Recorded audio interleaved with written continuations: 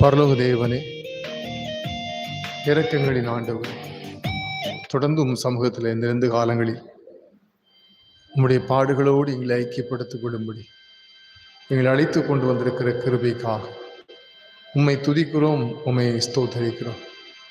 ஆண்டவருடைய சமூகம் எப்போதும் எங்களுக்கு ஆறுதல், கர்த்தருடைய பிரசன்னம் எப்போதும் எங்களுக்கு பாதுகாப்பு. அந்த உன்னத கிருபைகளுக்கு எங்களை அழைத்திருக்கிறேன். இப்போதும் இந்த சாக்கரமந்து வழியாக உம்மை கிட்டிச் சேருகிறோம். நீர் எங்களை ஆசீர்வதிக்கும்படி எங்கள் நடுவில் வந்திருக்கிறேன். உம்முடைய பாடுகளின் புண்ணியத்தை நாங்கள் நிறைவை பெற்றுக்கொள்ள உம்முடைய ஆசீர்வாதத்தை தார். இயேசுவின் நாமத்தில் ஜெபிக்கிறோம் நல்ல பிதாவே. தேவநாம மகிமைக்காக ஆராதனைக்கு ஆரம்பமாக யாவரும் எழுந்து 517வது கீதம் பாடுவோம். கீதங்கள் 517. இயேசுவே கல்வாரியில் என்னை வைத்து கொள்ளும், பாவம் போக்கும் இரத்தமா திவ்ய ஊற்றை காட்டும். மீட்பரே மீட்பரே எந்தன் மேன்மை நீரே, விண்ணில் வாழும் அளவும் நன்மை செய்வீரே. பாவியே கல்வாரியில் ரட்சிப்பை பெற்றேனே, ஞான ஜோதி தோன்றவும் கண்டு பூரித்தேனே. மீட்பரே மீட்பரே எந்தன் மேன்மை நீரே, விண்ணில் வாழும் அளவும் நன்மை செய்வீரே. ரட்சகா கல்வாரியின் ஆட்சி கண்டோனாக, பக்தியோடு ஜீவிக்க என்னை ஆழ்வீராக. மீட்பரே மீட்பரே எந்தன் மேன்மை நீரே, விண்ணில் வாழும் அளவும் நன்மை செய்வீரே. இன்னமும் கல்வாரியில் ஆவலாய் நிற்பேனே, பின்பு மோட்ச லோகத்தில் என்றும் வாழுவேனே. மீட்பரே மீட்பரே எந்தன் மேன்மை நீரே, விண்ணில் வாழும் அளவும் நன்மை செய்வீரே.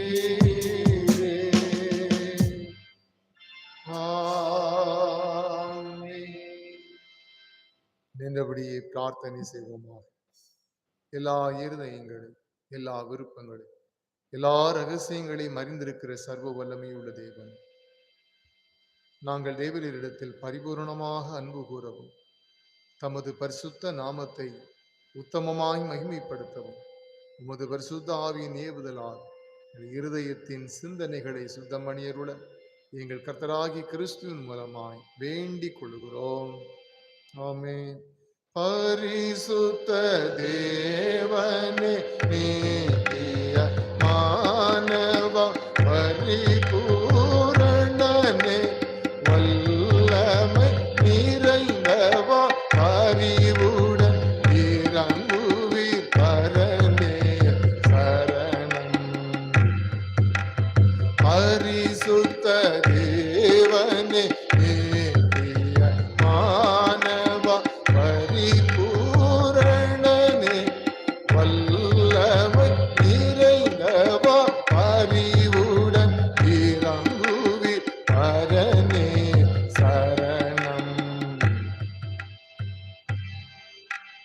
பரிசுத்த தேவனே நேரிய பரிபூரணனே வல்லமை நிறைந்தவா பரிவுடன் இறங்குவி பரனே சரணம். நம்முடைய கர்த்தராகிய இயேசு கிறிஸ்து சொன்னதாவது, நம்முடைய தேவனாகிய கர்த்தர் ஒருவரே கர்த்தர். உன் தேவனாகிய கர்த்தர் எடுத்து உன் முழு இருதயத்தோடும், உன் முழு ஆத்துமாவோடும், உன் முழு மனதோடும், உன் முழு பலத்தோடும் அன்பு கூறுவாய் என்பதே முதலாவது பிரதான கற்பனை. இதற்கு ஒப்பாக இருக்கின்ற இரண்டாம் கற்பனை என்னவென்றால், உன்னிடத்திலே நீ அன்பு கூறுகிறது போல உன் அயலானிடத்திலும் அன்பு கூறுவாய் என்பது. இவைகளிலும் பெரிய கற்பனை வேறொன்றுமில்லை. இவ்விரண்டு கற்பனைகளில் நியாயப்பிரமாணம் முழுமையும் தீர்க்க தரிசனங்களும் அடங்கி இருக்கிறது என்பதே. கர்த்தாவே எங்களுக்கு தீரங்கி கருத்துடன் இந்த பிரமாணத்தை கைகொள்ள இதயத்தை எரியருளோம். ஜெபம் பண்ண கடவுள். உங்கள் பாவங்களின் நிமித்தம் முழு இருதயத்தோடு உண்மையாக மனஸ்தாபப்பட்டு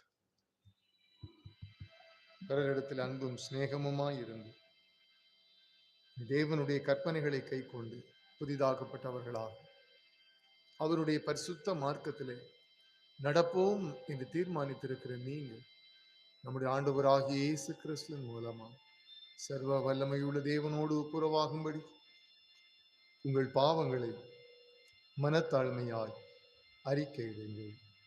சேர்ந்து சொல்லுவோம். பரமபிதாவே, உமக்கு விரோதமாகவும் எங்கள் அயலாருக்கு விரோதமாகவும் பாவம் செய்தோம் என்று அறிக்கையிடுகிறோம். ஒளியில் நடவாமல் இருளில் நடந்து வந்தோம். கிறிஸ்துவின் நாமத்தை சொல்லியும் தீமையை விட்டு விலகவில்லை. எங்களுக்கு இறங்க வேண்டும் என்று உம்மிடம் அன்றாடுகிறோம்.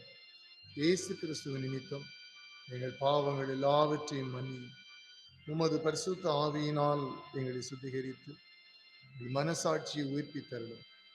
உம்முடைய பரிசுத்த நாமத்திற்கு மகிமை உண்டாகும்படி நாங்கள் இனி புது ஜீவன் உள்ளவர்களாக உமக்கு ஊழியம் செய்யத்தக்கதாக மற்றவர்களுக்கு மன்னிக்க எங்களுக்கு உதவி புரியும். ஆமென். நம்முடைய பரமபிதாவாகிய சர்வ வல்லமையுள்ள தேவன் உத்தம மனஸ்தாபத்தோடும் உண்மையான விசுவாசத்தோடும் தம்மிடத்திற்கு மனம் திரும்பி தங்கள் சகோதரர் சகோதரிகளின் குற்றங்களை மன்னிக்கிற யாவருக்கும் பாவ மன்னிப்பை அருளி செய்வோம் என்று மிகுந்த இரக்கமாக வாக்குத்தத்தம் செய்திருக்கிறார். அவர் நம்முடைய கர்த்தராகிய இயேசு கிறிஸ்துவின் நிமித்தம் உங்களுக்கு இறங்கி உங்கள் பாவங்கள் எல்லாவற்றையும் மன்னித்து அவைகளினின்று உங்களை விடுதலையாக்கி சகல நன்மையிலும் உங்களை உறுதிப்படுத்தி நிலைநிறுத்தி நித்திய ஜீவகரையில் சேர்ப்பாராக. ஆமென். தேவரீருக்கே ஸ்தோத்திரமுண்டாவதாக.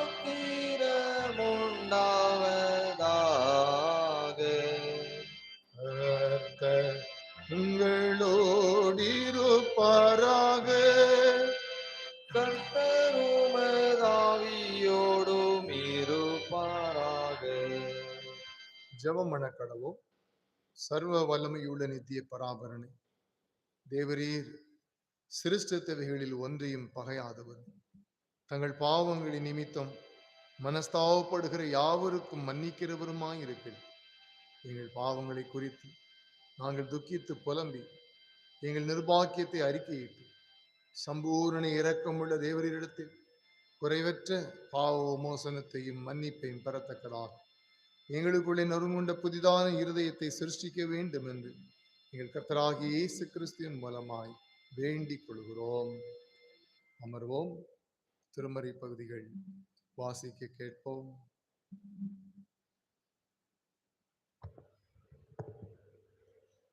வாசிக்க வேண்டிய நிருப பகுதி. அப்போஸ்தலனாகிய பவுல் ரோமபுரியாருக்கு எழுதின நிருபம் 3ஆம் அதிகாரம் 23ஆம் வசனம் முதல் 26ஆம் வசனம் முடிய. ரோமர் 3ஆம் அதிகாரம் 23ஆம் வசனம் முதல். எல்லாரும் பாவம் செய்து தேவ மகிமையற்றவர்களாகி இலவசமாய் அவருடைய கிருபையினாலே கிறிஸ்து இயேசுவில் உள்ள மீட்பை கொண்டு நீதிமான்களாக்கப்படுகிறார்கள். தேவன் பொறுமையாயிருந்த முற்காலத்தில் நடந்த பாவங்களை தாம் பொறுத்து கொண்டதை குறித்து தம்முடைய நீதியை காண்பிக்கும் பொருட்டாகும். தாம் நீதி உள்ளவரும் இயேசுவினிடத்தில் விசுவாசமாய் இருக்கிறவனை நீதிமான் ஆக்கிறவருமாய் விளங்கும்படி இக்காலத்திலே தமது நீதியை காண்பிக்கும் பொருட்டாகும் கிறிஸ்து இயேசுவினுடைய இரத்தத்தை பற்றும் விசுவாசத்தினாலே பலிக்கும் கிருபாதார பலியாக அவரையே ஏற்படுத்தினார் என்பது இது ஆண்டவரின் திருவார்த்தை. தோத்திரம் உண்டாவதாக தேவரீருக்கு, தோத்திரம் உண்டாவதாக. பரிசுத்த மார்க் எழுதின சுவிசேஷம் 14ஆம் அதிகாரம் 55ஆம் வசனம் முதல் அடங்கியிருக்கிற கிருபை நிறைந்த ஆண்டவரின் திருவசனங்களை கேளுங்க. மார்க்கு 14ஆம் அதிகாரம் 50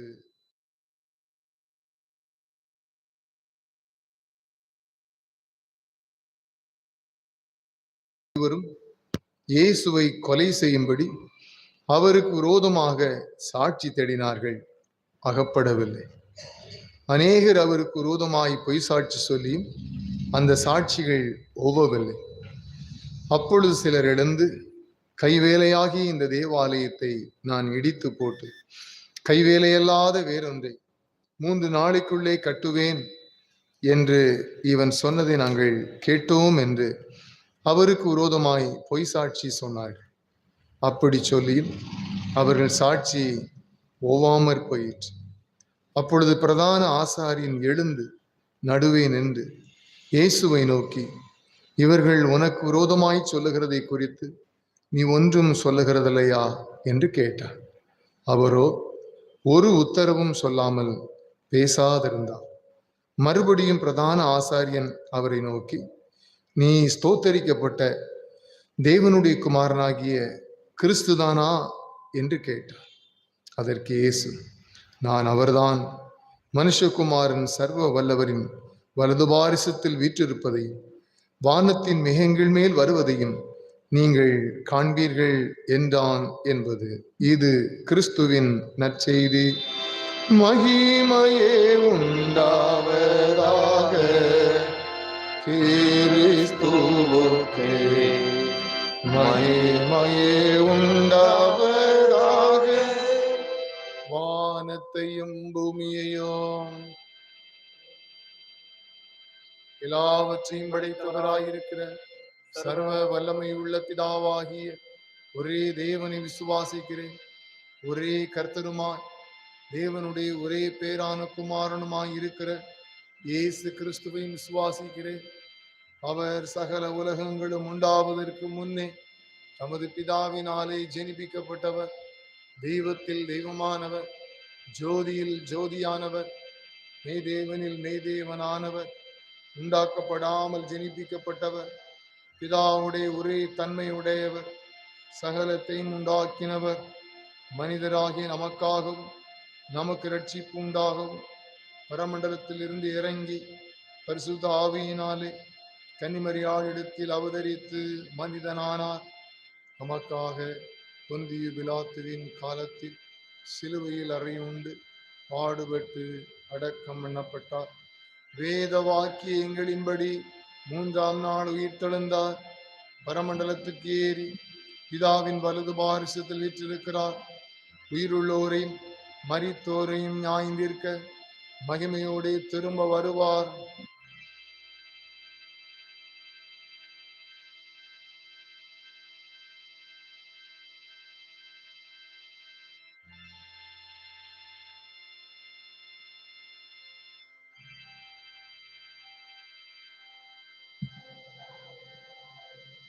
ஒரே பரிசுத்த பொதுவான அப்போஸ்தல திருச்சபை உண்டென்று விசுவாசிக்கிறேன். பாவம் மன்னிப்புக்கு நியமிக்கப்பட்ட ஒரே ஞான ஸ்நானத்தை அறிக்கையிடுகிறேன். மரித்தோர் உயிர்த்தெழுதலும் மறுமைக்குரிய ஜீவனம் உண்டாகும் என்று காத்திருக்கிறேன். ஆண்டவரே, உம்முடைய வேதத்தில் உள்ள அதிசயங்களை நாங்கள் காணும்படி எங்கள் கண்களை திறந்தருளோம். அமர்வோம். கிறிஸ்துவில் பிரியமானவர்களே, நமது ஆண்டவர் இயேசு கிறிஸ்துவின் நல்ல நாமத்திலே உங்கள் யாவரையும் அன்போடு வாழ்த்துகிறேன். தொடர்ந்து நாம் தேவனுடைய பாதத்திலே லெந்து காலங்களிலே இந்த மாலை நேரத்தில் சாக்கிரமத்திற்காக நாம் கூடி வருகிறோம். கர்த்தருக்கு நாம் நன்றி சொல்லுவோம். கடந்த வாரத்திலே நம்முடைய வீடுகளை நாம் சந்திக்கின்ற ஒரு வாய்ப்பை தேவன் தந்தார். எல்லாருடைய வீடுகளுக்கும் வந்து உங்களை சந்தித்து உங்கள் இல்லங்களிலே உங்களை ஜெபிக்க தேவன் கொடுத்த கிருபைகளுக்காக ஆண்டவருக்கு நன்றி சொல்லுகிறோம். எல்லாருடைய வீடுகளிலையும் ஆட்கள் இருந்தார்கள். ஒன்று ரெண்டு வீட்டில் மட்டும் இல்லைன்னு நினைக்கிறேன். மற்றபடி எல்லாரும் இருந்தீங்க. எல்லாரையும் சந்தித்திருக்கிறோம். நாளை தினத்தில் இன்னும் சில பகுதியில் இருக்கிறது. அந்த மெயின் ரோட்டில் இங்கே நம்முடைய மேட்டு காலனி அந்த பகுதிகள் எல்லாம் காலனி பகுதியெல்லாம் இருக்கிறது. நாளை தினத்திலே அந்த இடங்களுக்கெல்லாம் வருவோம். நீங்கள் ஆயத்தமாக இருக்க உங்களை அன்போடு கேட்டுக்கொள்கிறேன். இந்த நாளிலே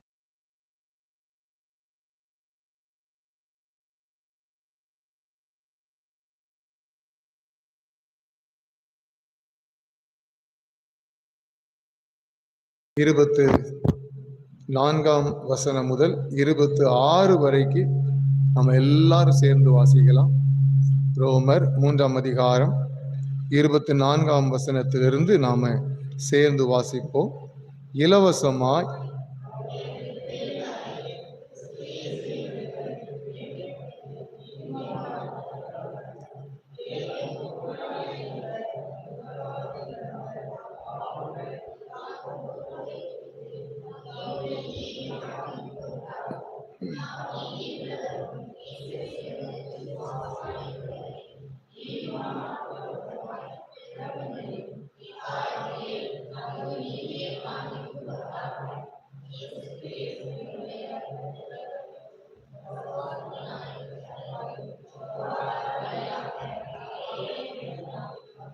ரைட்.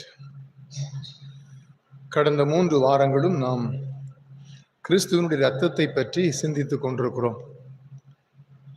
இயேசு தம்முடைய சீஷர்களோடு மேல் வீட்டறையிலே என்ன செய்தார்? அந்த கடைசி ராவிருந்திலே புதிய உடன்படிக்கையின் இரத்தம் என்று சீஷர்களுடைய கரங்களிலே கொடுத்தார்.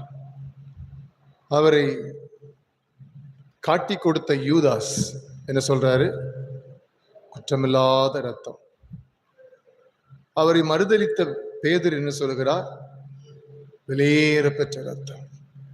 இன்றைக்கு கிறிஸ்தவர்களை தேடி அவர்களை துரத்தி அவர்களை துன்புறுத்தி சிறைச்சாலையிலே அடைத்து ஸ்தேவான் கொல்லப்படும் போது அங்கே இரத்தம் சிந்தப்படும் போது அதற்கு சாட்சியாய் நின்றவனுமாகிய பவுல் அவருடைய அறிக்கை,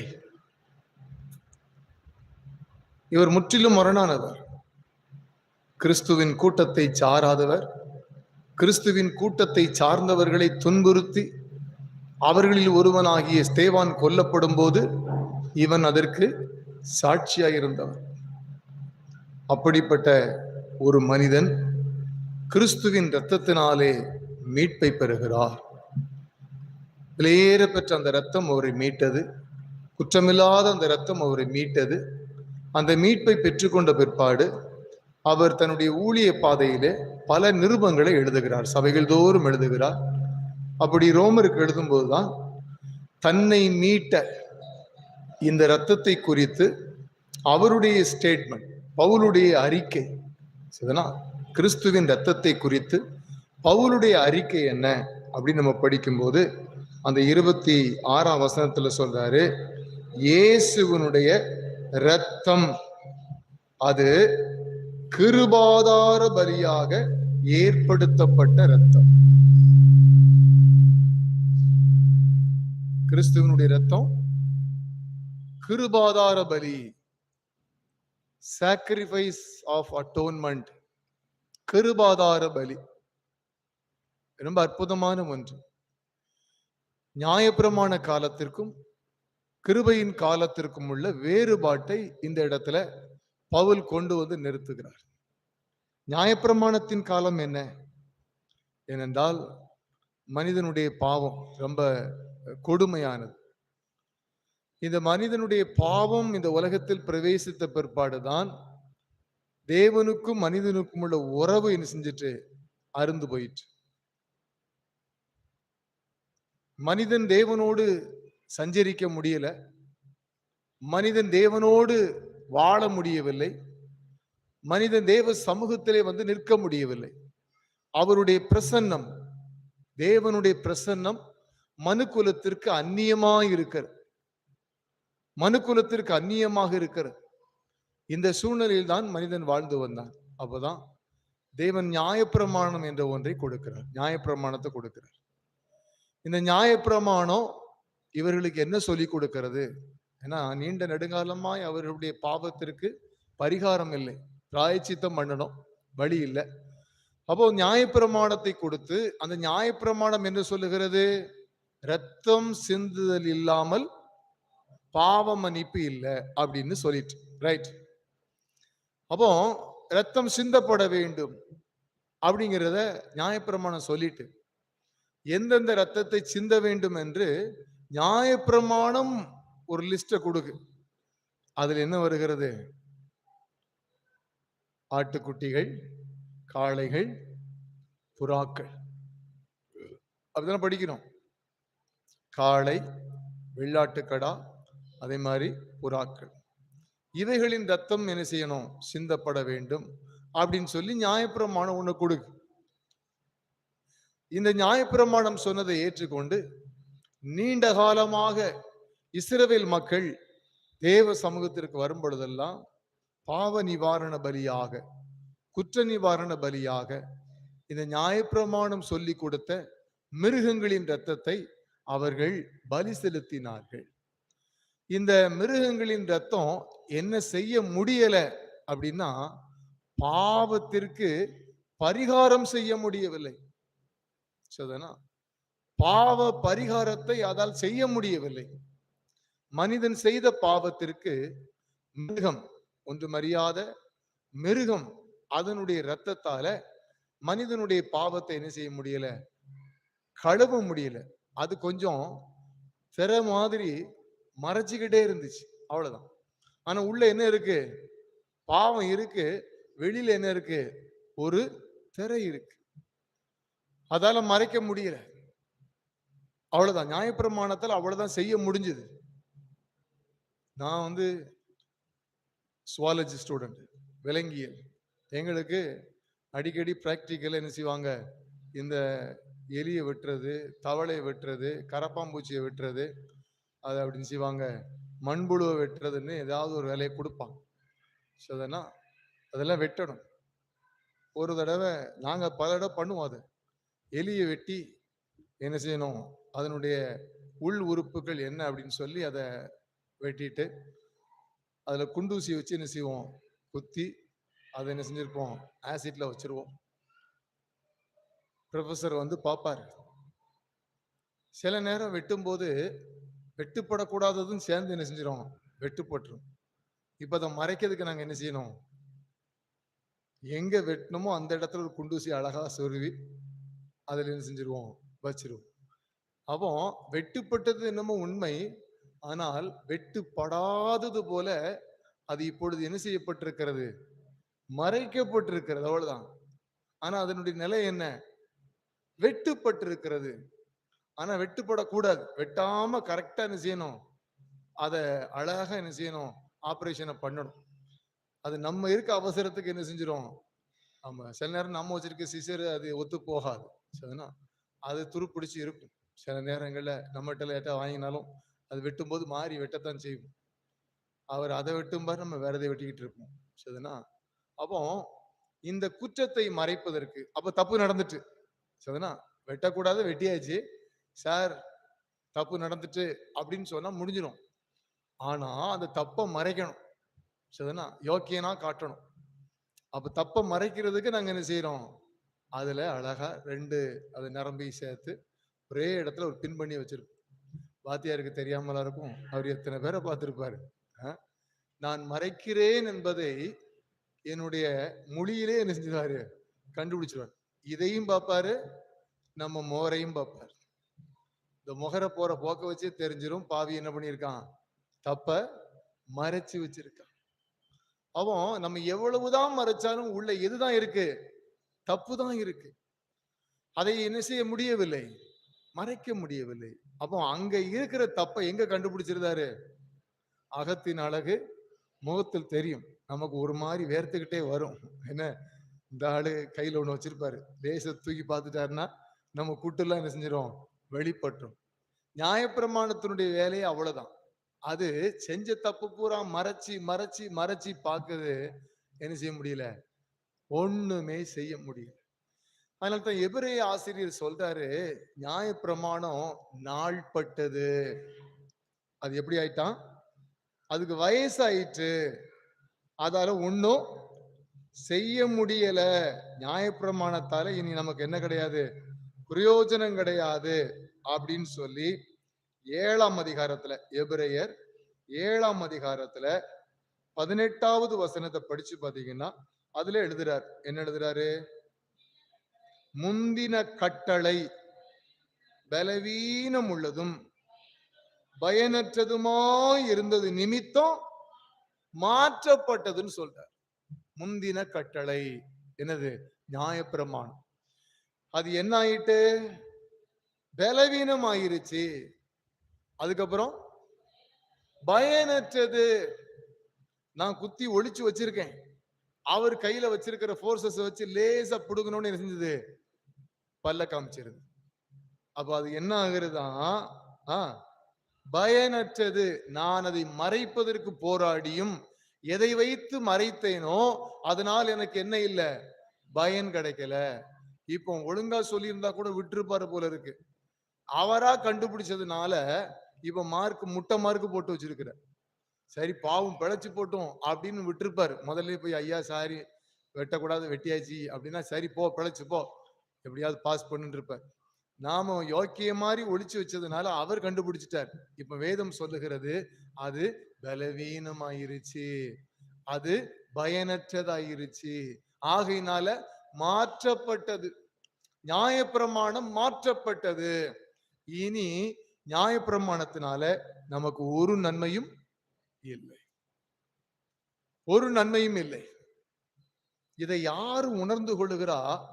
நியாயப்பிரமாணத்தை நிலைநிறுத்துவதற்காக, மோசேயினுடைய ஆகமத்திலே சொல்லப்பட்டிருக்கிற கற்பனைகளை நிலைநிறுத்துவதற்காக, ஸ்தேவானை கொலை செய்யும் போது கூட இருந்தவனும் கிறிஸ்தவர்களை பிடித்து சிறைச்சாலையில தூக்கி எறிந்தவனுமாகிய பவுல் சொல்லுகிறார், எந்த நியாயப்பிரமாணத்திற்காக நான் நின்றேனோ அந்த நியாயப்பிரமாணம் இப்ப எப்படி ஆயிட்டு? பலவீனம் ஆயிற்று, அது பயனற்றது, அது மாற்றப்பட்டது அப்படிங்கறத அவர் என்ன செய்யறாரு? ரோமருக்கு கன்ஃபார்ம் பண்றாரு. இனி முடியாது. நியாயப்பிரமாணத்தை நம்பினால் அவ்வளவுதான் போச்சு. நியாயப்பிரமாணத்தை நாம் பின்பற்றினால் இனி நமக்கு வாழ்வு இல்லை. அப்போ ஒரு மாற்றம் வர வேண்டுமே. இப்ப நியாயப்பிரமாணம் கொண்டு வந்து நிறுத்தின பலியினுடைய நிலை என்ன? தலை குனிவு. மனித சமுதாயம் பாவத்திற்கு முன்பாக தலை குனிந்து நிற்கிறது. நியாயப்பிரமாணம் மனுக்குலத்தை தலை நிமிரச் செய்யவில்லை. நான் பாவம் மன்னிக்கப்பட்டவனாக மீட்கப்பட்டவனாக இருக்கிறேன் என்று மனுக்குலம் சொல்லக்கூடிய நிலையில் இல்லை. அப்ப மனுக்குலத்தை தலைகுனிய செய்து கொண்டே நியாயப்பிரமாணம் காலத்தை கடத்தி விட்டது. இப்போ ஒரு மாற்று வேணும். அதையும் யார்தான் பண்றா? தேவன் தான் அதை பண்றார். தேவன் என்ன பண்றாரு? அதான் படிச்சோம். கிறிஸ்து இயேசுவினுடைய இரத்தத்தை பற்றும் விசுவாசத்தினாலே பலிக்கும் கிருபாதார பலியாக அவரையே ஏற்படுத்தினார். இப்ப எதை ஏற்படுத்துறாரு? நியாயப்பிரமாண பலி அல்ல, கிருபாதார பலியை ஏற்படுத்துறார். அதுவும் அட்டோன்மெண்ட் சாக்ரிஃபைஸ், இதுவும் அட்டோன்மெண்ட் சாக்ரிஃபைஸ். ஆனா அது மிருகங்களின் ரத்தம், இதுவோ படைத்தவரின் ரத்தம். ரத்தம் வேறுபடுகிறது. அந்த ரத்தம் என்னை குற்றவாளியாகவே நிறுத்தி விட்டது. அந்த ரத்தம் என்னை தலைகுனிய செய்ய விட்டது. நான் தலை நிமிர முடியவில்லை. ஆனால் இந்த ரத்தம் என்ன செய்கிறது? என்னை தலை நிமிர செய்திருக்கிறது. அவ கிறிஸ்துவனுடைய ரத்தத்தின் ஆசீர்வாதம் என்ன? அது என்னை தலை நிமிர செய்திருக்கிறது. நான் இனி தலை குனிந்து நிற்க வேண்டாம். பாவி என்று சொல்லும் போதுதான் நான் தலை குனிய வேண்டும். பரிசுத்தன் என்று சொல்லும் போது தலை நிமிர்ந்து நிற்கலாம். அப்போ மிருகங்களின் ரத்தம் பாவியை பாவியாகவே வைத்திருந்தது. அது ஒரு திரைமறைவிலே அவனை பரிசுத்தவானை போல காட்டியது. திரையை விலக்கி கொண்டு உள்ளே பார்த்தால் அவன் கேடுகட்ட பாவியாக இருக்கிறான். அந்த திரையை ரெண்டா கிழிச்சிட்டு ஆண்டவர் என்ன செஞ்சிட்டாரு? அங்கே புதிதும் ஜீவனமான ஒரு மார்க்கத்தை உண்டு பண்ணினார். அவருடைய இரத்தத்தை கொண்டு வந்தார். அப்ப இந்த கிருபாதார பலி இந்த பூமியிலே ஏற்படுத்தப்படுவதற்கு அடிப்படை காரணம் என்ன? அடிப்படை காரணம் என்ன? என்னுடைய பாவம். என்னுடைய பாவம் தானே. நான் பாவம் செய்யாம இருந்திருந்தா இது அவசியம் இல்லை. அப்ப நான் பாவம் செய்ய பொழுது என்னுடைய பாவம் இதை நிர்பந்தப்படுத்துகிறது. தேவ சமூகத்துல போய் பாவம் அவருக்கு முன்பாக அவரை நிர்பந்தப்படுத்துகிறது. ஒரு எஃபெக்ட் கடவுள் மேலேயே போய் கொடுக்கு. பாவம் தேவ சமூகத்துல தேவனையே அசைக்கிறது, தேவனை நிர்பந்திக்கிறது. என்ன சொல்லுகிறது? என்ன சொல்லுகிறீர்? இவன் பாவம் செய்திருக்கிறான். இந்த பாவத்தை நீக்குவதற்கு, இந்த அக்கிரமத்தை நீக்குவதற்கு நீர் என்ன செய்ய போகிறீர்? நீர் என்ன சொல்லுகிறீர் என்று தேவனுக்கு முன்பாக பாவம் அவர் மீது அவரை நிர்பந்திக்கிறது. இப்ப கடவுளுடைய நிலை என்ன? நிர்பந்தமான ஒரு நிலை. நிர்பந்தமான ஒரு நிலை. சில நேரங்களில் வீட்டுக்கு தெரியாம கடனை வாங்கியிருப்போம். கடன்காரன் திடீர்னு ஒரு நாள் கதவை தட்டிடுவோம். கதவை தட்டினா இப்போ கடன் வாங்கின அந்த ஒரு ஆளுக்கு மட்டும் இல்ல, வீட்டுக்காரங்களுக்கெல்லாம் என்ன வந்துருது? நிர்பந்தம். என்ன அவன் ரோட்ல வச்சு ஏசுவான். எப்படி ஏசுவான்? ஐயா சாமி நல்லா இருப்ப, நானும் குடும்பம் வச்சிருக்கேன், வாழணும் அப்படின்னு கேட்பான்.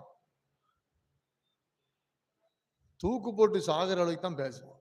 அவன் வெளியே நின்று நினைச்சுவான், இந்த கயத்தை தாரேன், என்ன செஞ்சிரு, ஒரு முளை கயத்துல தூங்கிரு, உனக்கு இந்த உடம்புல உயிர் அவசியமா, உனக்கு வெக்கம் இருக்கா, மானம் இருக்கா, சூடு இருக்கா, சுரணம் இருக்கா? அவன் எங்க வச்சு கேட்பான்?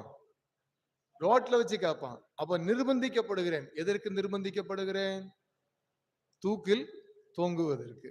ஆனா நான் கடன் வாங்கல, நான் தவறு செய்யவில்லை, என் குடும்பத்தில் ஒருவர் வாங்கி இருக்கிறார். ஆனா அதற்கு நிர்பந்தம் யார் மேல விழுது? மொத்த குடும்பத்தின் மேலே விழுது. அதே போலத்தான் நான் செய்த பாவத்திற்காக, அந்த பாவத்தினுடைய காரணமாக யார் நிர்பந்திக்கப்படுகிறார்? அந்த பழி இப்பொழுது யார் மேல் தூக்கி எறியப்படுகிறது? படைத்தவர் மீது தூக்கி எறியப்படுகிறது. ஆகையினால தான் கடவுள் ஒரு தீர்மானம் பண்றாரு. என்ன செய்யறாரு? அவர் தம்முடைய குமாரனை பாவமாக்கினார். போ, பாவம் அவரை நிர்பந்தித்ததினாலே தேவன் தம்முடைய குமாரனை பாவமாக்கினார். தம்முடைய குமாரனை தூக்கி பாவத்தின் கையில போடுறார். வச்சுக்க. இப்போ பாவம் இல்லாதவர், குற்றம் இல்லாதவர், நன்மை செய்கிறவர், சுத்த கண்ணன் இன்றைக்கு தூக்கி எறியப்படுகிறார். பரலோகம் அவரை தூக்கி எறிகிறது. அர்த்தம் படிக்கிறோம். கிருபாதார பலியாக அவரையே ஏற்படுத்தினார். நிர்பந்திக்கப்பட்ட சூழ்நிலை, பரலோகத்தின் தேவன் ஒரு முடிவு எடுக்கிறாரு. இந்த பாவத்திற்கு பிராயச்சித்தம் செய்யணும்னா ஒரே வழி, கிருபாதார பலியாக இயேசு ஏற்படுத்தப்பட வேண்டும். ஆகையினால கிறிஸ்துவின் ரத்தம் எப்படிப்பட்டது? கிருபாதார பலி. கிருபாதார பலியாக ஏற்படுத்தப்பட்டது கிறிஸ்துவின் ரத்தம். அது பரலோகத்தினால் ஏற்படுத்தப்பட்ட ரத்தம். பரலோகத்திலிருந்து ஒரு சத்தம் கேட்குது. இப்ப பரலோகமே அதை சொல்லுது. தேவனே சொல்லுகிறார், தேவனே ஏற்படுத்திட்டார், ஒரு வழியை உண்டாக்கிட்டார். இப்ப பாவம் வருகிறது, வேகமா வருது. அது நியாயப்பிரமாணத்தை முட்டி தள்ளுவது போல கிருபையின் பிரமாணத்தை முட்டி தள்ளலாம் என்று வந்தால் அது மண்டை உடைஞ்சி குப்புற கவிழ்ந்து கிடக்கு. இப்ப இருக்கிறது என்ன ரத்தம்? கிறிஸ்துவின் ரத்தம். அது கிருபையின் ரத்தம். இந்த ரத்தத்தின் மேல முட்டி மோதி அவன் சிதைந்து கிடக்கிறான். அதுதான் உண்மை. அதுவரைக்கும் மிருகங்களின் ரத்தம், அதுவரைக்கும் ஆடு மாடுகளின் ரத்தம், பாவத்தை எதிர்த்து நிற்க பலமில்லாத ஒரு ரத்தம், பலவீனப்பட்டு போன ரத்தம், பயனற்ற ஒரு ரத்தம். இன்றைக்கு எப்பேற்பட்ட ஒரு ரத்தம், 2000 ஆண்டுகளாக அந்த ரத்தம் நிலைத்து இருக்கிறது. அந்த ரத்தத்துக்கு என்ன பேர் வச்சிருக்கிறாரு? கிருபாதார பலியின் ரத்தம். Atonement sacrifice. எவ்வளவு பெரிய காரியத்தை பண்ணி வச்சிருக்கிறாரு, எவ்வளவு பெரிய ஆசீர்வாதத்தை வச்சிருக்கிறாரு. இதை எப்படி பெற்றுக்கொள்வது? அதுதான் சுவிசேஷம், அதுதான் நற்செய்தி. கிறிஸ்துவின் ரத்தம் நமக்கு வைத்திருக்கக்கூடிய மிக பெரிய ஒரு ஆசீர்வாதம் என்ன? அதான் அந்த 26ஆம் வசனத்துல சொல்றாரு, படிங்க.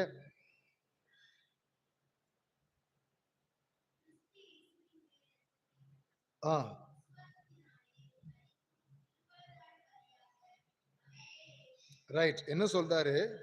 விசுவாசத்தினாலே. எதை விசுவாசிக்கணும்? இயேசுவினுடைய இரத்தத்தை பற்றி கொள்ளுகிற விசுவாசம். அது யார்கிட்ட இருக்கணும்? நம்மகிட்ட இருக்கணும். அந்த விசுவாசம் நம்மகிட்ட இருக்கணும். அந்த விசுவாசம் நம்மகிட்ட இருந்தா தான் அது என்ன செய்யுமா? பலிக்கும். அது ரொம்ப முக்கியமானது. கிறிஸ்து ரத்தத்தை சிந்திட்டாரு. சிந்தப்பட்ட ரத்தம் பலிக்க வேண்டுமே, பலிக்கணுமே இல்லையா? ஒரு மந்திரவாதிட்ட போறோம், அவன் மந்திரம் வைக்கான், எல்லாருக்கும் பலிக்கிறது இல்லை. அதுக்கு அவன்கிட்ட காரணம் கேட்டா என்ன செய்வான்? ஏன் பலிக்கு, ஏன் பலிக்கலன்னு அவன் சொல்லுவான். பலிக்கிறது இல்லை. நாம் வேதத்தில் படிக்கிறோம், பிழையாமை குறித்து படிக்கிறோம். அவன் என்ன செய்கிறான்? பாலாக்கினுடைய ஆலோசனையின்படி வந்து இஸ்ரவேல் ஜனங்களை சபிப்பதற்கு வருகிறான். அவன் எவ்வளவோ வந்து முயற்சித்து பார்க்கிறான். அவன் வாயிலிருந்து ஒரு சாபமும் என்ன செய்யல, வரல. அப்ப அங்க கடைசி அவன் சொல்றான், இஸ்ரவேலை ஆசீர்வதிப்பதே கர்த்தருக்கு பிரியம் என்று கண்டான் போட்டு. அப்போ அது பலிக்கவே மாட்டேக்கு. அவனும் காளைகளை பலி செலுத்தி பார்க்கிறான், நிமித்தம் பார்க்கிறான், எல்லாம் பார்க்கிறான், சகலத்தையும் பார்க்கிறான், நேரம் பார்க்கிறான், உடனே பலி செலுத்துகிறான். எல்லாத்தையும் முடிச்சுட்டு கடைசியில சபிக்கலான்னு திரும்பி பார்த்தா அங்க குறுக்க ஒண்ணு வருது, கிறிஸ்து. அங்கே ஒருத்தர் வராரு, இயேசு. அப்படிதான் அங்க நம்ம படிக்கிறோம் என்னாமத்துல. அங்கே குறுக்கே வந்து ஒன்று நிற்கிறது. ஆகையினால அவனுடைய சாபம் இஸ்ரவேல் மக்களுக்கு என்ன செய்யல, பலிக்கவில்லை. அவன் கிறிஸ்துவினுடைய ரத்தம் பரிகார ரத்தமாக நமது வாழ்க்கையிலே கிரியை செய்ய வேண்டுமானால், அது பலிக்க வேண்டுமானால், அதை நாம் என்ன செய்யணும்? விசுவாசிக்க வேண்டும். நாமோ எவ்வளவோ காலமா இந்த அப்பத்திலே, இந்த பந்தியிலே நாம் பங்கு பெறுகிறோம். அவருடைய ரத்தத்தை நாம் பெற்றுக்கொள்கிறோம். விசுவாசத்தோடு பெற்றுக்கொள்கிறோமா?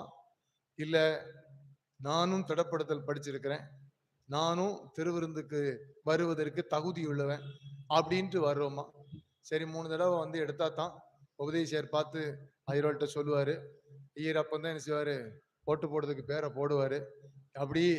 அப்படிங்கிறது என்ன? இப்ப பிரச்சனை அதுதான். நற்கர்ணை எதுக்கு வச்சிருக்கோம் அப்படின்னா, ஓட்டு போடுறதுதான் வச்சிருக்கோம். பாவம் இயேசுனார் நிலைமை என்ன ஆயிட்டு பாருங்க. கடைசியில திருவிருந்து எங்க வந்து நிக்குது? ஓட்டு போடுறதுக்கு எலெக்ஷன்ல வந்து நிக்கிறார்.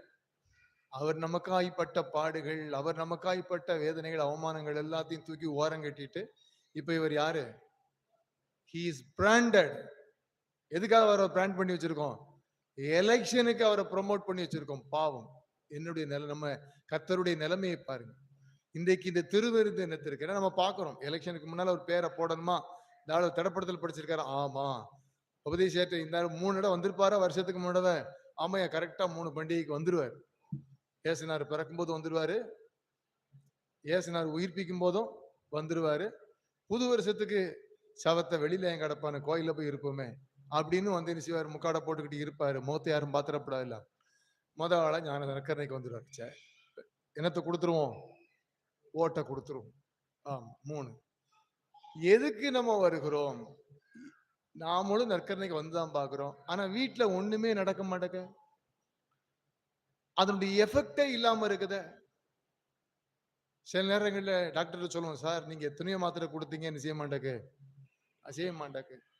சில டாக்டருக்கு அப்ப நீ தான் மனுஷன் தானையா உண்மையிலே இந்த மாத்திரை கொடுத்தா நான் எனக்கு ஒரு தடவை டாக்டர்கிட்ட, சார் தூக்கமே வர மாட்டேங்க அப்படின்னு. அவர் ஒரு தூக்கத்துக்கு மாத்திரை கொடுத்தாரு. அன்னைக்கு விடிய விடிய என்ன வரல, தூக்கம் வரல. 3 நாளா தூங்கல அவர் கொடுத்த மாத்திரையில. டாக்டர்கிட்ட போய், என்ன சார் நீங்க மாத்திரை கொடுத்தியே, எனக்கு 3 நாளா தூக்கம் போச்சு. ஒழுங்கா தூங்கி இருந்தா கூட ஒரு மணி நேரம் புரண்டு அரண்டு இருக்கலாம், தூங்கி இருக்கலாம். 3 நாளா கெடுத்துட்டீரேனா. அவர் கேட்டார், நீ மனுஷனா? நீ அப்ப யாருக்கியா மாத்திரை கொடுத்த?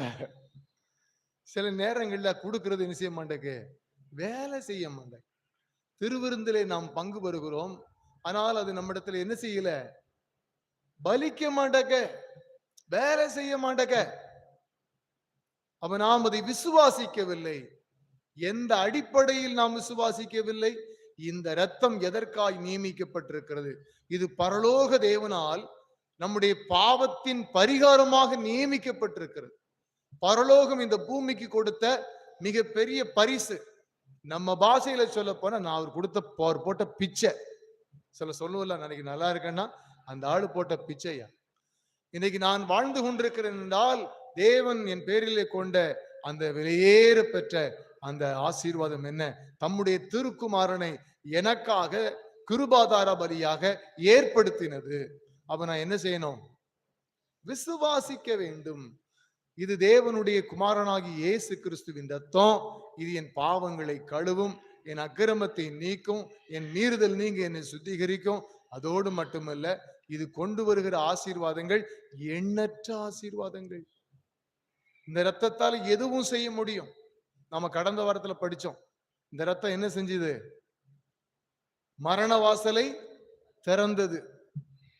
மரண வாசலுடைய முதல் படியாக யாரை அது எழுப்பிற்று? இயேசுவை எழுப்பியது இந்த ரத்தம். இயேசுவைய சிந்தனை, இயேசுநாதர உயிர்ப்பித்தது எதுதான்? அந்த திரு ரத்தம் தான் எழுப்பிற்று. எங்க படிச்சோம்? எபிரேயர் 13ஆம் அதிகாரத்துல படிச்சோம். அவருடைய இரத்தத்தினாலே ஆடுகளின் பெரிய மெய்ப்பரான இயேசு எழுப்பப்பட்டார் என்று படித்தோம். அதே போல அந்த ரத்தம் என்ன செய்தது? பரலோகத்தின் வாசலை திறந்துச்சு. மரணத்தின் வாசலை திறந்தது, பரலோகத்தின் வாசலை திறந்தது. என் இருதயத்தின் வாசலையும் அது என்ன செய்யும்? திறக்கும். எப்போ? நான் விசுவாசித்தால். நான் விசுவாசிக்காத பட்சத்துல என்னுடைய இருதயத்தின் வாசல் என்ன செய்யாது? திறக்கா. மரணத்தின் வாசல் திறக்குமா? திறந்துட்டு திறந்துட்டார். பரலோகத்தின் வாசல் திறந்துட்டாரு. ஆனா இருதயத்தின் வாசலுக்கு மட்டும் என்ன வச்சிருக்கிறாரு? ஒரு நிபந்தனை. என்ன நிபந்தனை? நீ விசுவாசித்தால் தேவனுடைய மகிமையை காண்பார். ஏன்னா 23ஆம் வசனம் என்ன சொல்லுது?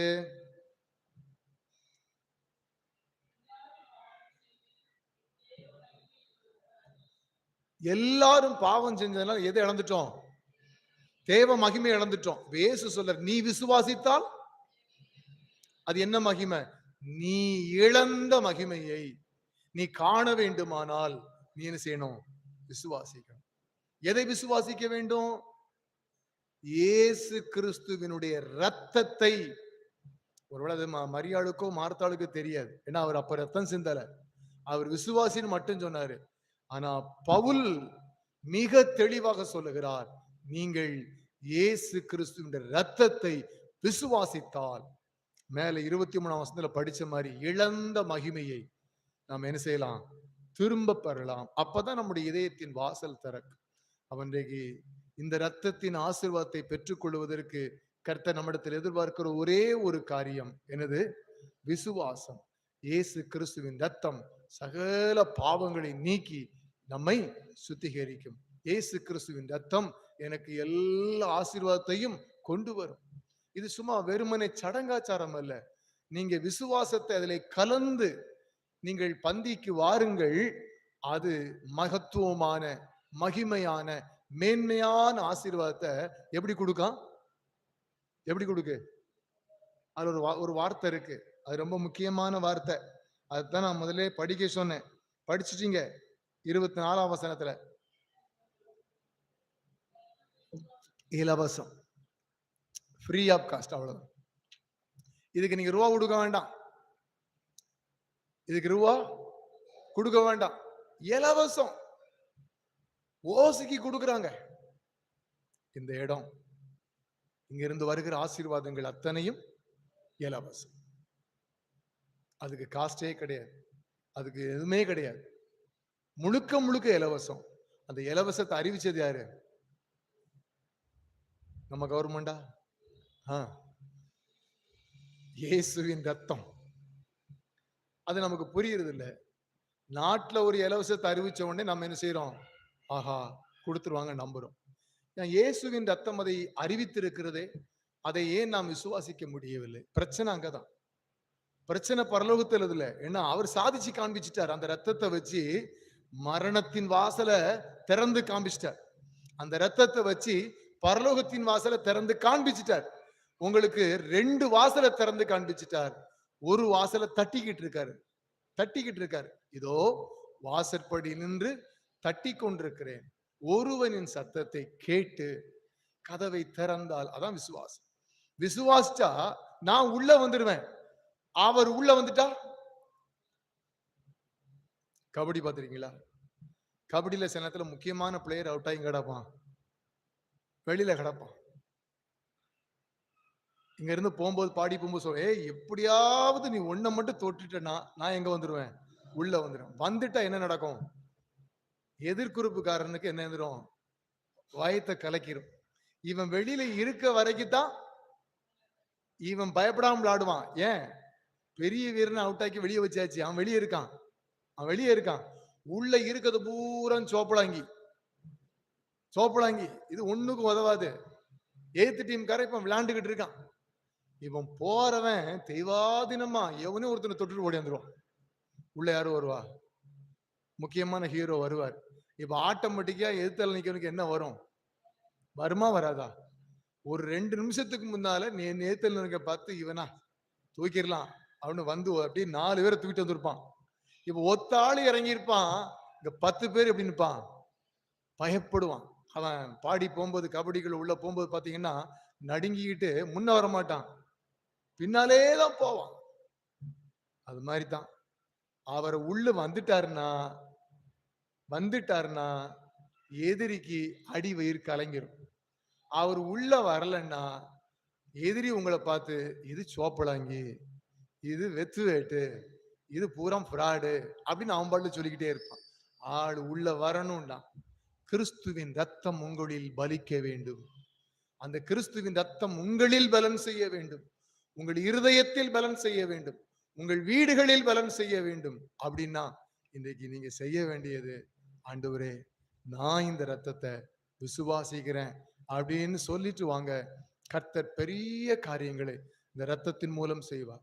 தடைகள் நீங்கும். வீட்டுல பிரச்சனை இருக்கு, நிறைய காரியம் நடக்கல, வீட்டுக்குள்ள அது இது கடன் போராட்டம், கவலையப்படாதீங்க. ஏன்னா இதெல்லாம் அவன் அள்ளி போட்டுக்கிட்டு இருக்கான். இந்த ஆளு ஒத்தாளு உள்ள வந்துட்டாருன்னா என்ன ஆயிரும்? அத்தனையும் ஓடிடும். அவரை உள்ள கூப்பிடுவோம். விசுவாசியுங்கள், நீங்கள் இன்றைக்கு தேவ மகிமையை காண்பீர்கள்.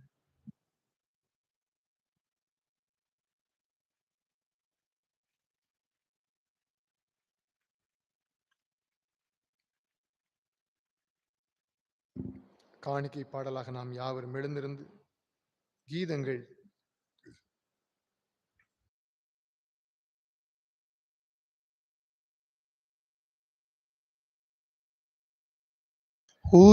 உருகாயோ நெஞ்சமே நீ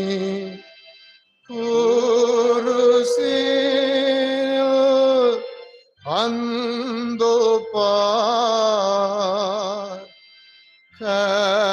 கரங்கால்கள் ஆணியேறி தேருமேனி நையோதே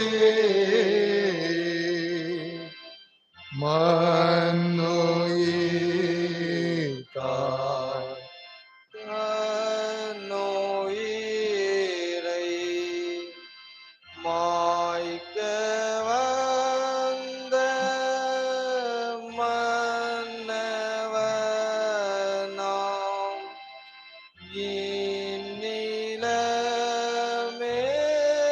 இந்நிலமெல்லாம் புறக்க ஈனக்கோ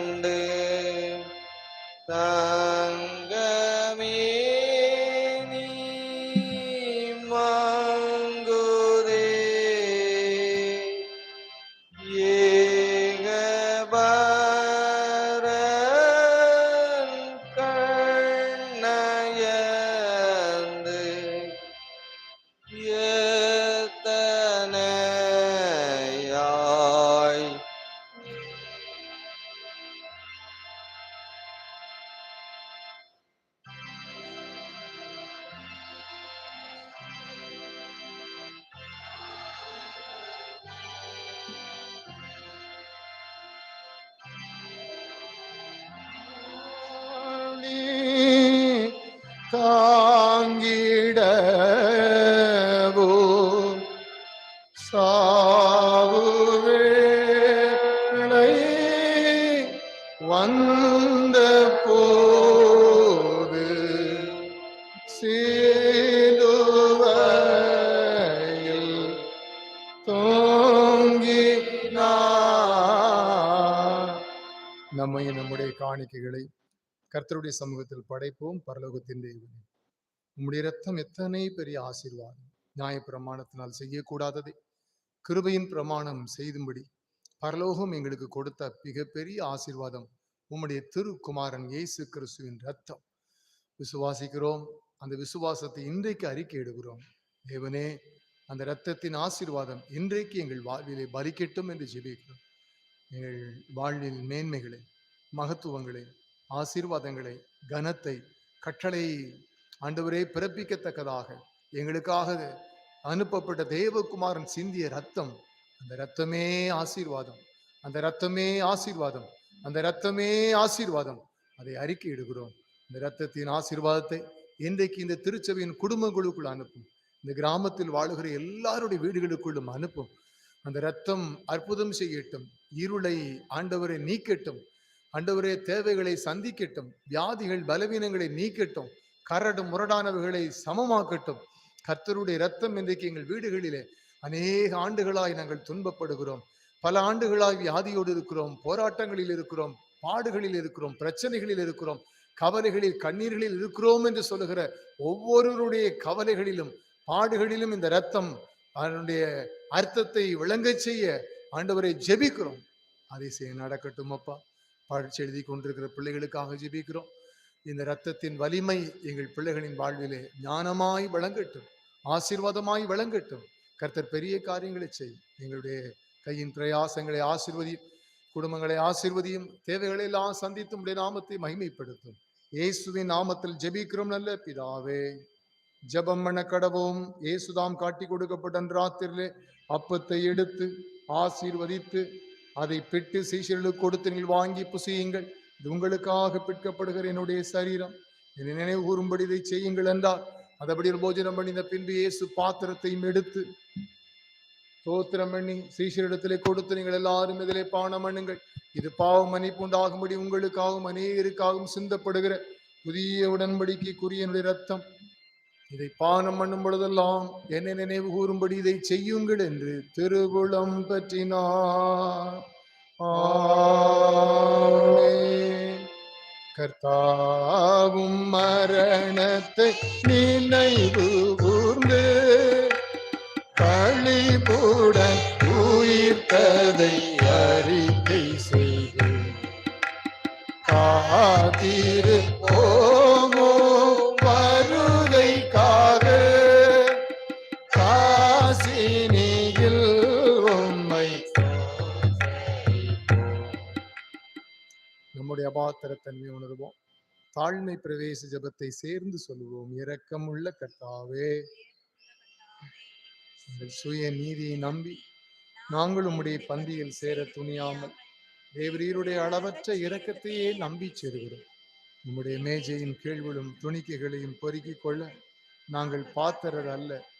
ஆனாலும் தேவரீர் எப்பொழுதும் இரக்கம் செய்கிற லட்சணமுடைய மாறாத ஆண்டவராயிருக்கிறீர்.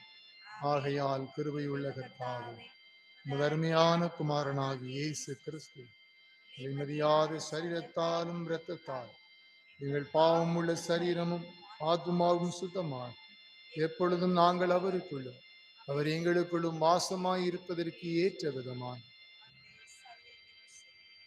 இரத்தத்தை பானம் பண்ண எங்களுக்கு கிருபை செய்தருளும். நாம் பெற்கிறாப்போம் கிறிஸ்துவனுடைய சரீரத்தின் ஐக்கியமா இருக்கிறது அல்லவா?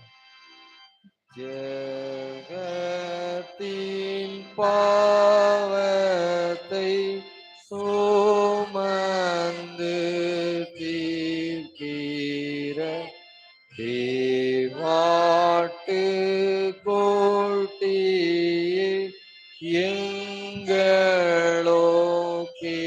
எங்களோக்கிரங்கும் தேவா சமாதானம் தா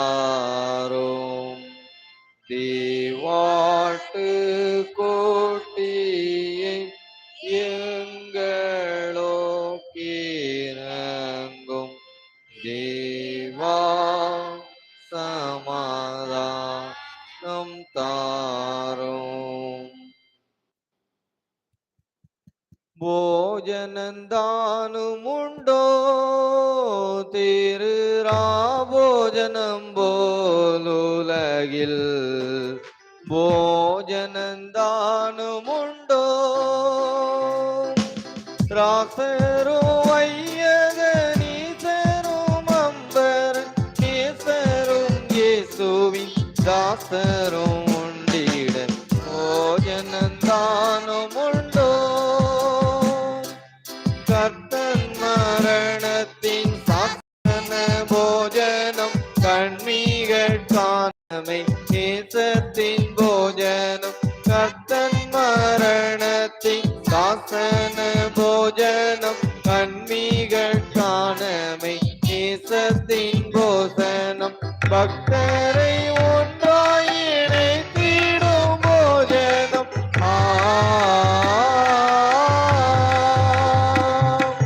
ഭക്തരെ ഒന്നായി ഇணைത്തിടും ഭോജനം പണ്ട് കാലത്തും ഇടയ്ത്തിടും ഭോജനം ഭോജനം താനുമുണ്ടോ പൂർവയെ പാട്ടോകൾ കാണാതെ ഭോജനം പൊന്മാനെ ദൂതരും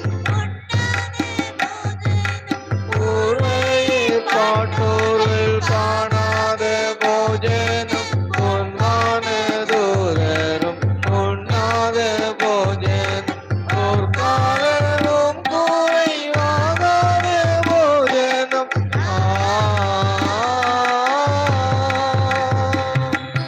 ഓർക്കാനും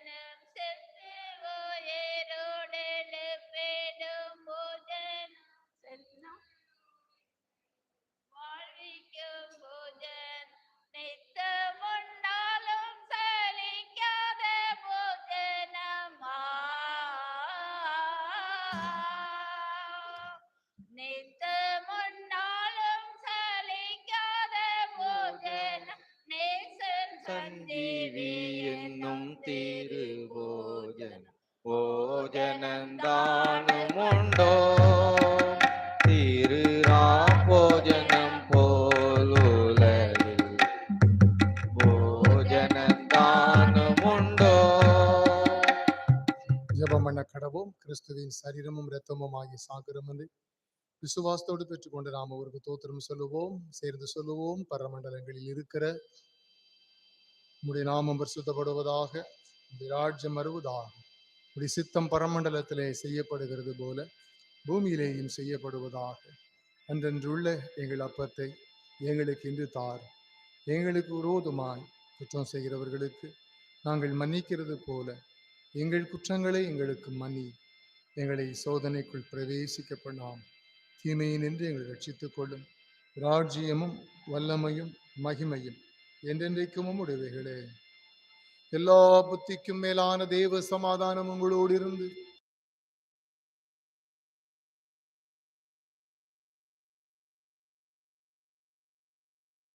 இருதயத்தையும் சிந்தையையும் கிறிஸ்து இயேசுவுக்குள்ளாய் காக்க கடவுது.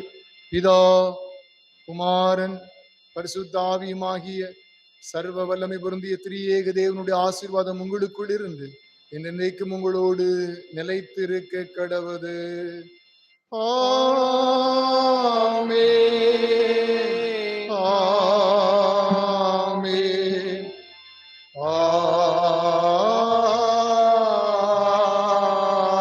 ஆமென். சிலுவை அண்டையில் நம்பி வந்து நிற்கையில் பாவபாரம் நீங்கி வாழ்வடைந்தேன். எந்த நேரமும் எனதுள்ளத்திலும் பேரானந்தம் பொங்கி பாடுவேன். ஆமென். கர்த்தர் உங்களோடு இருப்பாராக.